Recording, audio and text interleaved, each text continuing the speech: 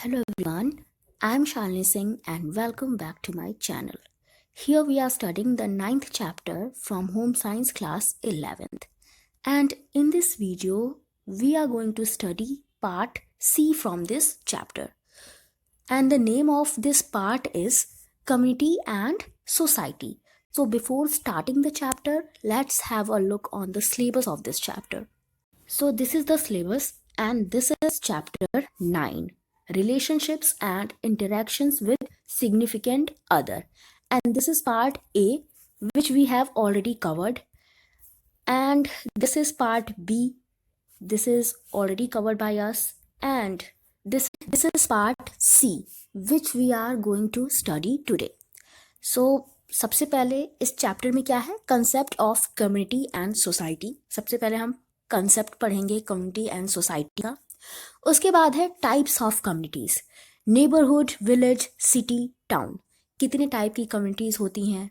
एक होता है हमारा नेबरहुड, फिर विलेज, सिटी, टाउन.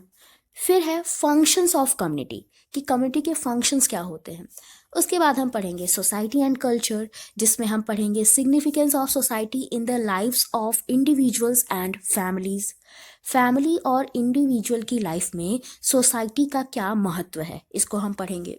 फिर हम पढ़ेंगे relationship of society to culture, society का कल्चर से क्या रिलेशन है, उसको हम पढ़ेंगे. फिर है role of media, television, newspaper, radio, internet. Media का रोल हम पढ़ेंगे, जिसमें हम टेलीविज़न, न्यूज़पेपर, रेडियो, इंटरनेट के बारे में पढ़ेंगे. इसके बाद है the individual child, community and society, responsibilities of individual towards community. हम एक इंडिविजुअल चाइल्ड के बारे में पढ़ेंगे, कम्युनिटी के बारे में पढ़ेंगे और सोसाइटी के बारे में पढ़ेंगे. फिर हम ये देखेंगे कि ये तीनों कैसे एक दूसरे से कनेक्टेड हैं. और फिर हम पढ़ेंगे कि एक इंडिविजुअल की क्या रिस्पॉन्सिबिलिटी होती है उसकी कम्युनिटी के लिए. ठीक है, तो इसके बाद हमारा ये चैप्टर कंप्लीट हो जाएगा. ये लास्ट पार्ट है, पार्ट सी है ये. ठीक है, तो चलते हैं चैप्टर की तरफ, इस पार्ट को कवर करते हैं. सो ये रहा हमारा chapter. And before starting the chapter, here are some learning objectives. इसको भी पढ़ लेते हैं. After completing this section, the learner will be able to discuss the concepts of community and society. इस चैप्टर को पढ़ने के बाद लर्नर कम्युनिटी और सोसाइटी के कंसेप्ट को डिस्कस कर पाएगा. Describe the significance of society in the lives of individuals and families and its relationship to culture. Society का सिग्निफिकेंस डिस्क्राइब कर पाएगा लर्नर.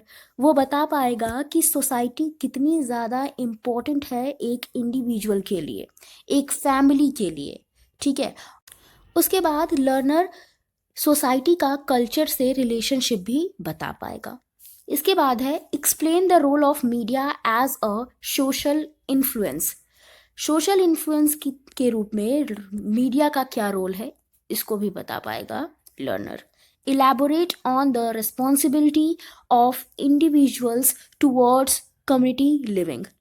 इसके बाद ये जो लर्नर है ना, ये इलेबोरेट कर पाएगा कि एक इंडिविजुअल की क्या रिस्पॉन्सिबिलिटी होती है अपने कम्युनिटी के लिए, अपनी सोसाइटी के लिए. ठीक है, कम्युनिटी का क्या मतलब होता है, एक ऐसा एरिया जहाँ पे बहुत सारी फैमिलीज़ एक साथ रह रही होती है और फैमिलीज़ एक दूसरी फैमिलीज से क्या होती हैं, कनेक्ट होती हैं. जैसे उसको कहते हैं कम्युनिटी, जहाँ पे बहुत सारी फैमिलीज होती हैं और हर फैमिली एक दूसरे से किसी ना किसी तरह से कनेक्टेड होती है. ठीक है, जैसे आप कह सकते हो कि जो विलेज है वो भी एक कम्युनिटी होता है. वहाँ पे जो छोटा सा विलेज होता है ना, उसमें जितने भी लोग होते हैं वो एक दूसरे से कनेक्टेड होते हैं, एक दूसरे के सुख में दुख में हमेशा वो एक दूसरे के काम आते हैं. ठीक है, तो स्टार्ट करते हैं चैप्टर. यहाँ पे सबसे पहले है introduction. In the preceding chapters, we have learned about the importance of family, school and friends in the lives of individual people. इससे पहला का जो भी पार्ट था, मतलब इसी नाइन्थ चैप्टर के जो भी पार्ट्स थे, पार्ट ए और बी, उसमें हमने फैमिली के बारे में पढ़ा, स्कूल के बारे में पढ़ा. हमने पढ़ा कि फैमिली, स्कूल कितने ज़्यादा इम्पोर्टेंट होते हैं एक इंडिविजुअल के लिए. Human beings are a social species. We live in close connection with other people in our lives. देखो होता क्या है कि ह्यूमन बीइंग को कहा जा रहा है कि ह्यूमन बीइंग सोशल स्पीसीज हैं और हम एक दूसरे के साथ कनेक्ट होके रहते हैं। बिना कनेक्ट हुए, बिना दूसरे की हेल्प के हम सरवाइव नहीं कर सकते। तो हमें सरवाइव करने के लिए दूसरे की हेल्प चाहिए ही चाहिए है। इसीलिए ह्यूमन बींग्स को सोशल स्पीशीज कहा जाता है। After birth the human infant is the most dependent of all new borns across all mammals and remains so for the longest period in comparison. देखो बर्थ के बाद जो ह्यूमन का बच्चा होता है ना, वो सबसे ज़्यादा डिपेंडेंट होता है। ठीक है, वो दूसरे पे डिपेंडेंट रहता है। ठीक है, जितने भी जानवर होते हैं, जितने भी मैमल्स होते हैं, सबके बच्चे बहुत जल्दी इंडिपेंडेंट हो जाते हैं। लेकिन ह्यूमन का जो बच्चा होता है ना, वो इतनी जल्दी इंडिपेंडेंट नहीं हो पाता। वो लॉन्गेस्ट पीरियड तक डिपेंडेंट ही रहता है। देखते हो ना, बच्चे 3-4 साल तक पेरेंट्स पे डिपेंडेंट रहते हैं। उसके बाद धीरे धीरे बच्चा अपने आप चीज़ें करना शुरू कर देता है। बच्चा अपनी डेली रूटीन के लिए भी 3-4 साल तक अपने पेरेंट्स पे ही डिपेंडेंट रहता है। तो यही बात यहाँ पे कही जा रही है। जबकि बाकी अगर हम मैमल्स को देखें, चाहे गाय हो गया, भैंस हो गया, किसी के भी बच्चों को देखो, तो वो बहुत जल्दी इंडिपेंडेंट हो जाते हैं। उनको इतना टाइम नहीं लगता, उनको 3-4 साल नहीं लगता। तो ह्यूमन के जो बच्चे होते हैं ना, वो ज़्यादा लंबे पीरियड तक डिपेंडेंट रहते हैं अपने पेरेंट्स पे, अपनी फैमिली पे। The period of dependence allows for close interaction between the care giver and infant and facilitates important developments in early life that lay the foundation for the future। अब ये जो dependence वाला period है ना, इसमें बच्चा अपने केयर गिवर से बहुत ज़्यादा कनेक्टेड होता है। केयर गिवर और बच्चे के बीच क्लोज इंटरेक्शंस होते हैं और फिर ये जो केयर गिवर है ना, ये हेल्प करते हैं बच्चे की डेवलपमेंट पे और बच्चे को फैसिलिटेट करते हैं। बच्चे को जितनी भी फैसिलिटीज़ चाहिए होती है वो केयर गिवर ही देते हैं, चाहे वो पेरेंट्स हों या कोई अदर फैमिली मेम्बर हो। वो लोग बच्चे को फैसिलिटेट करते रहते हैं, उसकी डेवलपमेंट में कंट्रीब्यूशन देते रहते हैं अपना। ठीक है, और इस तरह से बच्चे की फ्यूचर के लिए ये जो केयर गिवर हैं, पेरेंट्स हैं, ये फाउंडेशन प्रिपेयर करते हैं कि बच्चा आगे चल के क्या कर पाए, दूसरे से भी इंटरेक्ट कर पाए। ठीक है, घर में रह के उसको समझ में आता है, जब लोग उसकी हेल्प करते हैं तो उसको ये समझ में आता है कि मुझे भी दूसरों की हेल्प करनी है। ठीक है, क्योंकि सोसाइटी में हमें एक दूसरे की हेल्प करनी पड़ती है। तो बच्चा ये चीज़ अपनी फैमिली से ही सीख लेता है। उसके बाद जब वो बड़ा होता है, सोसाइटी में जाता है, तो उसको ये चीज़ पता होती है कि हमें यहाँ पे गिव एंड टेक वाली सिचुएशन है। अगर मुझे किसी से हेल्प चाहिए तो इसके लिए मुझे भी उसकी हेल्प करनी पड़ेगी। ठीक है, तो बच्चे को ये पता हो जाता है। सोशेबिलिटी is a critical attribute in human life. देखो ह्यूमन लाइफ के लिए सोशेबिलिटी एक बहुत ज़्यादा इम्पॉर्टेंट एट्रीब्यूट है। अब सोशेबिलिटी का क्या मतलब होता है? इसका मतलब होता है कि हम कितने ज़्यादा सोशल हैं। ठीक है, हम अपने आसपास के लोगों से कितने ज़्यादा कनेक्टेड हैं, कैसा उनके साथ हमारा बिहेवियर है, इसको हम सोशेबिलिटी बोलते हैं। और अगर ह्यूमन बींग्स को सरवाइव करना है तो उनके अंदर ये एट्रीब्यूट, ये गुण होना ही चाहिए। We like to be among other people. We build our idea about ourselves from listening to others and seeing their reactions to us. देखो होता क्या है कि हम दूसरों के बीच में हमेशा रहते हैं, दूसरे लोगों से घिरे रहते हैं, और जैसा दूसरे लोग हमसे बिहेव करते हैं, हमारे लिए फील करते हैं, जैसा दूसरों का रिएक्शन होता है हमारे लिए, वैसा ही हम खुद को समझते हैं। अगर दूसरे हमारे साथ पॉजिटिवली बिहेव करेंगे तो हमें लगता है कि यार हम अच्छे हैं, हमारे अंदर एक पॉजिटिव एटीट्यूड आता है। लेकिन वहीं पे अगर दूसरे आपके साथ निगेटिवली बिहेव करते हैं तो आपके अंदर अपने आप के लिए एक निगेटिव थिंकिंग आने लगती है कि यार मैं तो कुछ हूँ ही नहीं, मुझे तो लोग पसंद ही नहीं करते। ठीक है, तो हम कैसे हैं, हमारे लिए हमारी सोच कैसी है, ये दूसरों पे भी डिपेंड करता है। दूसरे जैसा हम हमें समझते हैं वैसा ही हम खुद को समझते हैं, ठीक है। We learn about our society and culture by engaging with people around us, and we develop a sense of right and wrong by looking around us. देखो, हमें अपनी कल्चर के बारे में, अपनी सोसाइटी के बारे में जानकारी कैसे मिलती है? लोगों से मिलती है। हमारे आसपास जो लोग रहते हैं, जैसी वो एक्टिविटीज़ करते हैं, उनको देख के हमें समझ में आता है कि हमारा कल्चर कैसा है, हमारी सोसाइटी कैसी है, और फिर हमारे अंदर एक सेंस आने लगती है कि क्या सही है, क्या गलत है, क्या हमें करना चाहिए, क्या हमें नहीं करना चाहिए, ठीक है। क्या हम करेंगे जो सोसाइटी जिसको अच्छा समझेगी, क्या हम करेंगे जिसको सोसाइटी गलत समझेंगी। तो ये सारी चीज़ें हमारे अंदर आने लगती है। These are some of the examples of the ways in which group can influence individual development. तो ये कुछ तरीके हैं जिससे क्या होता है, जो ग्रुप होता है ना, वो हमारी डेवलपमेंट पे असर डालता है। जो भी हमारे आसपास लोग होते हैं वो हमारी डेवलपमेंट पे असर डालते हैं। This does not imply that the reverse cannot be true. देखो, ऐसा नहीं है कि सिर्फ हमारा ग्रुप ही हमें इन्फ्लुएंस करता है, हम भी अपने ग्रुप को इन्फ्लुएंस करते हैं। हम जैसा अपने ग्रुप के साथ बिहेव करते हैं वैसा हम बनते जाते हैं, और जैसा हमारा ग्रुप हमारे साथ बिहेव करता है वैसा तो हम बनते ही हैं, ठीक है। मतलब ग्रुप जो हमारे बारे में सोचता है वैसा हम होते जाते हैं, वैसा हम भी हमारे बारे में सोचने लगते हैं, और साथ ही साथ जैसा हम ग्रुप के साथ बिहेव करेंगे ना वैसा हम बनते जाएंगे। इसीलिए हमें हमेशा अच्छा सोचना चाहिए, अच्छा करना चाहिए, ठीक है। हमेशा पॉजिटिविटी रखनी चाहिए अपने अंदर। As sentient living being that have sensory organs, we are deeply affected by what we experience. देखो, हम क्या है, हम एक sentient living being है। sentient living being क्या होते हैं? ऐसे living beings जिनके पास सेंसरी ऑर्गन्स होते हैं, जो सोच समझ सकते हैं। तो इसी वजह से जो भी हमारे एक्सपीरियंसेस होते हैं ना, वो हमें बहुत इफ़ेक्ट करते हैं। तो हमारे एक्सपीरियंसेस अच्छे होने चाहिए। अगर हमारे एक्सपीरियंसेस अच्छे हैं तो हमारी ग्रोथ, हमारी डेवलपमेंट एक पॉजिटिव तरीके से होगी। This is one of the primary reasons why we are deeply affected by our experience. Our dealing with other people are one of the main influences on our lives. तो यहाँ पे ये चीज़ बताई गई है कि हम अपने एक्सपीरियंस से अफेक्ट होते हैं, हमारे एक्सपीरियंस हमें इफ़ेक्ट करते हैं। अगर हमारे एक्सपीरियंस अच्छे नहीं हैं तो फिर हमारे अंदर नेगेटिविटी आने लगती है, ठीक है। और हम जैसा लोगों को डील करते हैं वैसा ही असर हमारे ऊपर भी पड़ता है। अगर हम किसी से गुस्से में बात करेंगे ना तो उसका बुरा असर हमारे ऊपर भी पड़ेगा। अगर हम किसी के बारे में नेगेटिव सोचेंगे, नेगेटिव फीलिंग रखेंगे, तो उसका नेगेटिव असर हमारे ऊपर भी पड़ेगा।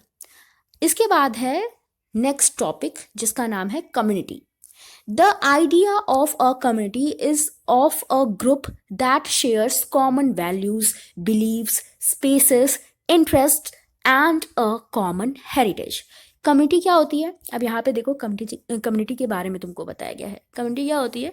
ये ग्रुप ऑफ पीपल होता है जो कॉमन वैल्यू शेयर करते हैं, कॉमन बिलीव्स को शेयर करते हैं, कॉमन जगह पे रहते हैं, जैसे एक गांव हो गया, ठीक है।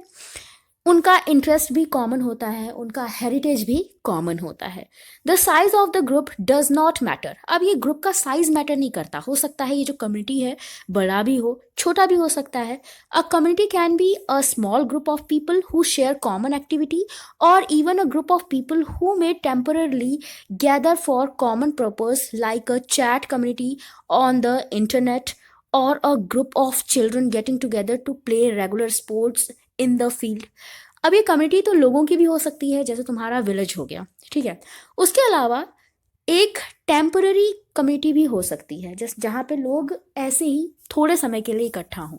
जैसे एक चैट कम्युनिटी हो सकती है इंटरनेट पे, जहाँ पे आप क्या करते हो, बहुत सारे लोगों से एक साथ बात करते हो। बच्चों का ग्रुप हो सकता है जो एक साथ आता है, फील्ड में खेलता है, उसको भी हम कम्युनिटी बोलते हैं, ठीक है। The term community is also used to refer to people who live within a common area and share a common environment. Community जो ये टर्म है ये उन लोगों के लिए भी यूज़ होता है जो कॉमन एरिया में रहते हैं और कॉमन इन्वायरमेंट को शेयर करते हैं. Due to these shared features community members are of importance to each other whether they are aware of it और नॉट. तो जाने अनजाने में ये जो कम्युनिटी के मेंबर्स हैं ना एक दूसरे के लिए इम्पोर्टेंट होते हैं, एक दूसरे की लाइफ में इम्पोर्टेंस रखते हैं. भले ही नहीं पता हो उनको कि उनकी इम्पोर्टेंस क्या है, लेकिन फिर भी उनकी इम्पोर्टेंस होती है. द टर्म सोसाइटी और ethnic group also imply the same shared reality as community. अभी जो सोसाइटी है ना या कोई एथनिक ग्रुप हो गया, इसमें भी ये शेयर्ड चीज़ें होती हैं जो कम्युनिटी में होती हैं. ठीक है, यहाँ पे भी लोग शेयर करते हैं कुछ कुछ चीज़ों को. In common usages these terms can be used interchangeably. तो ये जो टर्म्स है ना सोसाइटी कम्युनिटी ये एक दूसरे से इंटरचेंजेबल हैं. ठीक है, आप सोसाइटी को कम्युनिटी भी बोल सकते हो. ठीक है, जो छोटी सी सोसाइटी है उसको तुम कम्युनिटी बोल सकते हो. From ancient times individuals have lived in cluster where work, food, shelter, children's care and many other activities are shared with other people.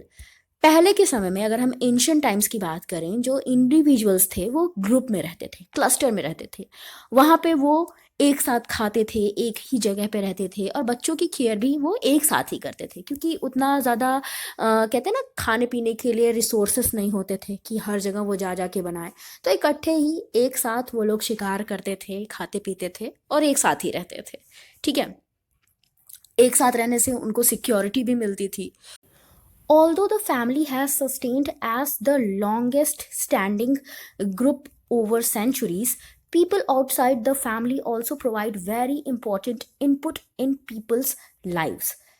देखो वैसे तो फैमिली बहुत पुराना ग्रुप है, बहुत पहले से फैमिली हैं, लेकिन इसका ये मतलब नहीं कि फैमिली के बाहर जो लोग हैं वो हमें इफ़ेक्ट नहीं करते या वो हमारे लिए इम्पोर्टेंट नहीं है. वो भी हमारे लिए उतने ही इम्पोर्टेंट हैं जितनी हमारे लिए फैमिली इम्पोर्टेंट है हमारी. Even people whom you never meet may play a critical role in your life. कभी कभी तो ऐसा होता है कि कुछ लोग ऐसे होते हैं जिनसे आप कभी भी नहीं मिले होते हो, लेकिन वो भी आपकी लाइफ में इम्पोर्टेंट रोल प्ले करते हैं. In some sense people living in a country and indeed people of the world can also be considered as a community. तो इसलिए अगर हम देखें तो पीपल जो कंट्री में भी रहते हैं, मतलब एक कंट्री के लोग, या अगर पूरे वर्ल्ड की बात करें तो पूरे वर्ल्ड के लोग भी कम्युनिटी के अंडर में आ सकते हैं. ठीक है, तो कम्युनिटी बहुत बड़ी हो सकती है, पूरे वर्ल्ड को भी हम कम्युनिटी बोल सकते हैं. For instance, if we wish to speak about the consequences of global warming, we can discuss the consequences of collective action on the people of the world as a community. Example के लिए मान लो कि अगर तुमको global warming पे discuss करना है, global warming के कंसिक्वेंसेस पे डिस्कशन करना है, तो यहाँ पे आप क्या करते हो, आप वर्ल्ड में जितने भी लोग हैं उनसे डिस्कशन कर सकते हो. ठीक है, उस डिस्कशन में वर्ल्ड के किसी भी हिस्से से कोई भी पार्टिसिपेट कर सकता है. तो यहाँ पे क्यों, क्योंकि ग्लोबल वार्मिंग एक ऐसा मुद्दा है जो किसी का पर्सनल तो है नहीं, किसी एक फैमिली या किसी एक छोटी सी सोसाइटी से तो बिलोंग करता नहीं है, ये पूरे वर्ल्ड लेवल का मुद्दा है. तो यहाँ पे कम्युनिकेशन जो होती है वो पूरे वर्ल्ड के लोग कर सकते हैं. तो वर्ल्ड के कोई भी पर्सन्स आके इस डिस्कशन में पार्टिसिपेट कर सकते हैं. ठीक है, citizens of a country shares a government, a constitution and N economy. अब अगर एक कंट्री के सिटीजन्स की बात की जाए तो ये सारे सिटीजन्स एक गवर्नमेंट को शेयर करते हैं, एक कॉन्स्टिट्यूशन को शेयर करते हैं और एक इकॉनमी को शेयर करते हैं. तो ये लोग भी तो क्या हुआ, ये लोग भी एक कम्युनिटी हुए, है कि नहीं. कम्युनिटी का मतलब ही होता है जो लोग कॉमन चीज़ों को शेयर करें, कॉमन वैल्यूज़ हो, जिनकी बिलीव्स कॉमन हो, जिनका कॉन्स्टिट्यूशन कॉमन हो, गवर्नमेंट कॉमन हो, ठीक है, तो उनको हम कम्युनिटी बोलते हैं। तो कंट्री भी कम्युनिटी बोली जा सकती है, इवन पूरा का पूरा वर्ल्ड भी कम्युनिटी हो सकता है। Thus, community is an abstract idea of a collection of people and is not limited to any one shared characteristics. तो यहाँ पे ये बात भी कही जा रही है कि जो कम्युनिटी होती है ना, वो एक abstract आइडिया है, ठीक है। यहाँ पे लोगों का ये क्या है, कलेक्शन है, और ये जो लोग हैं ना, ये शेयर्ड कैरेक्टरिस्टिक्स से लिमिटेड नहीं है, ये बंधे हुए नहीं है। ऐसा नहीं है कि अगर हमारी विशेषताएं एक जैसी हैं, हमारी कैरेक्टरिस्टिक्स एक जैसी हैं, तभी हम कम्युनिटी बना सकते हैं, नहीं। अगर हम अलग अलग कैरेक्टरिस्टिक्स वाले हैं, हमारी क्वालिटीज़ अलग अलग हैं, तभी भी हम एक कम्युनिटी डेवलप कर सकते हैं। कैसे कर सकते हैं? कभी कभी होता है कि हम सेम चीज़ पे डिस्कशन कर रहे हों, तो वहाँ पे हम कम्युनिटी बना के बात करते हैं। कभी कभी हो सकता है कि हम सेम गवर्नमेंट के अंडर में हो, तो वहाँ पे भी हम कम्युनिटी बोले जा सकते हैं। कभी कभी हो सकता है कि हमारी इकॉनमी, हमारा कॉन्स्टिट्यूशन एक जैसा हो, तो वहाँ पे भी हमें कम्युनिटी बोला जा सकता है। In sociology, the term community and society have slightly different meaning. अगर हम सोशोलॉजी की बात करें, तो यहाँ पे जो सोसाइटी और कम्युनिटी है, इसका मतलब थोड़ा सा अलग हो जाएगा। Society implies a larger, more abstract concept of human grouping, whereas a community is defined as a grouping with a more cohesive unit. अगर हम सोशोलॉजी के हिसाब से सोसाइटी की बात करें, तो सोसाइटी एक बड़ा ग्रुप है, और ये थोड़ा सा ज़्यादा अब्स्ट्रैक्ट कंसेप्ट है ह्यूमन ग्रुपिंग का। लेकिन अगर हम कम्युनिटी की बात करें, तो कम्युनिटी सोसाइटी से छोटा होता है, और साथ ही साथ यहाँ पे जो लोग होते हैं ना, वो आपस में ज़्यादा कनेक्टेड होते हैं। Family and kinships are considered examples of community with a great deal of shared knowledge and experience, beliefs and values. अगर हम फैमिली की बात करें, किनशिप्स यानी कि रिश्तेदारों की अपने बात करें, तो ये कम्युनिटी के एग्जाम्पल होते हैं। क्यों? क्योंकि इनका नॉलेज एक जैसा होता है, इनका एक्सपीरियंस लगभग एक जैसा होता है, इनका बिलीव्स, इनके वैल्यूज़ एक जैसे होते हैं, ठीक है। तो सोशोलॉजी के हिसाब से जो कम्युनिटी होती है वो सोसाइटी से छोटी होती है, और यहाँ पे जो लोग होते हैं वो एक दूसरे से ज़्यादा कनेक्टेड होते हैं। इसके बाद हमारा नेक्स्ट टॉपिक है डिफरेंट टाइप्स ऑफ कम्युनिटीज़। इसको हम नेक्स्ट वीडियो में पढ़ेंगे। आई होप जो भी हमने आज पढ़ा वो सब आपको समझ में आया हो। वीडियो अच्छा लगा हो तो लाइक कर देना, शेयर कर देना और चैनल को सब्सक्राइब कर देना। Thank you for watching.